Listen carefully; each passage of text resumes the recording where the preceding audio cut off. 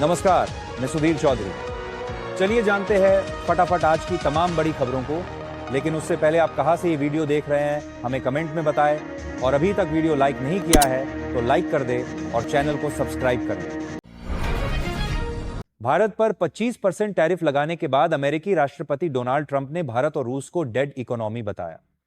उन्होंने कहा, भारत और रूस अपनी अर्थव्यवस्था को साथ ले डूबें, मुझे क्या। इसके जवाब में रूस के पूर्व राष्ट्रपति मेदवेदेव ने कहा, अमेरिकी राष्ट्रपति घबरा गए हैं।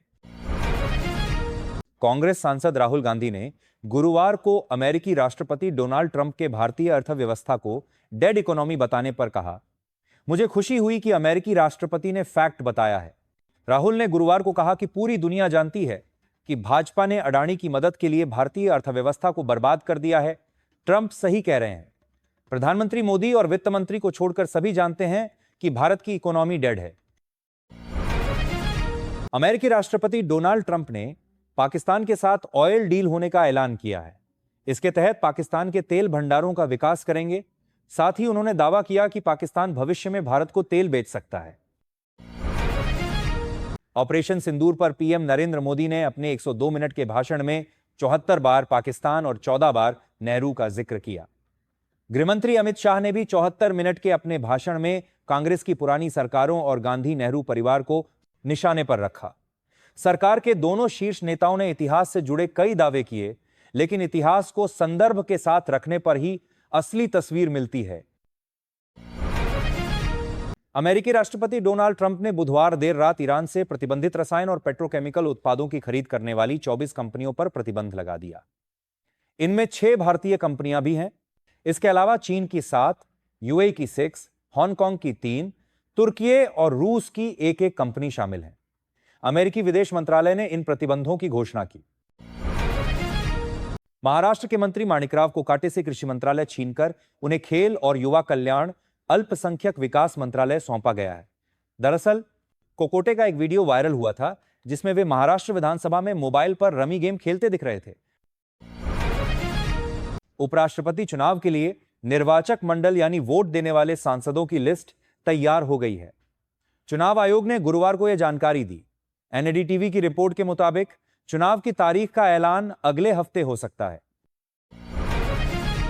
संसद मानसून सत्र के 9वें दिन बिहार वोटर वेरिफिकेशन और अमेरिका के टैरिफ लगाने वाले मुद्दे पर विपक्ष ने हंगामा किया। लोकसभा और राज्यसभा 3-3 बार स्थगित हुई। महाराष्ट्र के मालेगांव ब्लास्ट केस में एनआईए की स्पेशल कोर्ट ने साध्वी प्रज्ञा समेत 7 आरोपियों को बरी कर दिया है। पीड़ितों के वकील शाहिद नवीन अंसारी ने कहा, हम एनआईए कोर्ट के फैसले के खिलाफ हाईकोर्ट में अपील करेंगे। इस मामले में जांच एजेंसियां और सरकार फेल हुई है। भाजपा सांसद और एक्टर रवि किशन ने बुधवार को सरकार से देश भर के होटलों, रेस्टोरेंट, ढाबों में परोसी जाने वाली खाने की चीजों की कीमतों को नियंत्रित करने के लिए कानून बनाने की मांग की। उन्होंने लोकसभा में शून्यकाल के दौरान कहा कि देश में कहीं भी किसी भी खाद्य पदार्थ या व्यंजन की कीमतों और गुणवत्ता में कोई यूनिफॉर्मिटी नहीं है। ब्रिटेन की एक संसदीय समिति ने गुरुवार को दमनकारी देशों की एक लिस्ट जारी की है जिसमें भारत का भी नाम है। Transnational repression in the UK नाम की इस लिस्ट में 12 देश शामिल हैं। रिपोर्ट में कहा गया है कि कुछ विदेशी सरकारें यूके में रहने वाले लोगों को डराने और उनकी आवाज दबाने की कोशिश कर रही है। फ्रांस, ब्रिटेन के बाद कनाडा भी फिलिस्तीन को अब एक देश की मान्यता देगा। प्रधानमंत्री कार्नी ने ऐलान किया, सितंबर में यूएन में इसकी औपचारिक घोषणा होगी। ऑस्ट्रेलिया में 16 साल से कम उम्र के बच्चे 10 दिसंबर से यूट्यूब पर अकाउंट नहीं बना पाएंगे। हालांकि ये यूट्यूब का इस्तेमाल कर सकेंगे, यानी यूट्यूब पर वीडियो देख सकेंगे। ऑस्ट्रेलिया के संचार मंत्री अनिका वेल्स ने बुधवार को यह जानकारी दी।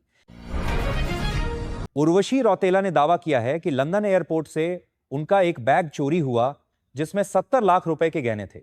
एक्ट्रेस ने इस बात की पूरी जानकारी इंस्टाग्राम पर दी है। वो अपनी स्टोरी में बताती हैं कि जब वो विंबलडन देखने लंदन गई थी तब गैटविक एयरपोर्ट की लगेज बेल्ट से उनका लग्जरी बैग चोरी हो गया। दिवंगत बिजनेसमैन और करिश्मा कपूर के एक्स हस्बैंड संजय कपूर की 30,000 करोड़ रुपए की प्रॉपर्टी को लेकर फैमिली में विवाद चल रहा है। संजय की मां रानी कपूर और वाइफ प्रिया सचदेव के बीच कुछ भी ठीक नहीं है। इन खबरों के बीच करिश्मा कपूर अपने दोनों बच्चों के साथ दिल्ली एयरपोर्ट पर नजर आई हैं। माना जा रहा है कि करिश्मा प्रॉपर्टी विवाद के मद्देनजर दिल्ली पहुंची हैं। ओवल टेस्ट का पहला दिन मिला जुला रहा है। पहले दिन का खेल समाप्त होने तक भारतीय टीम ने 204 रन बना डाले हैं। वहीं इंग्लिश टीम ने 6 विकेट झटक लिए हैं। गुरुवार को स्टंप्स तक करुण नायर 52 और वॉशिंगटन सुंदर 19 रन पर नाबाद लौटे। नायर ने टेस्ट करियर में 9 साल बाद 50 लगाई है। रिटायर्ड क्रिकेटर्स के tournament world championship of legends में पाकिस्तान फाइनल में पहुंच गया है। WCL ने बुधवार देर रात यह जानकारी दी।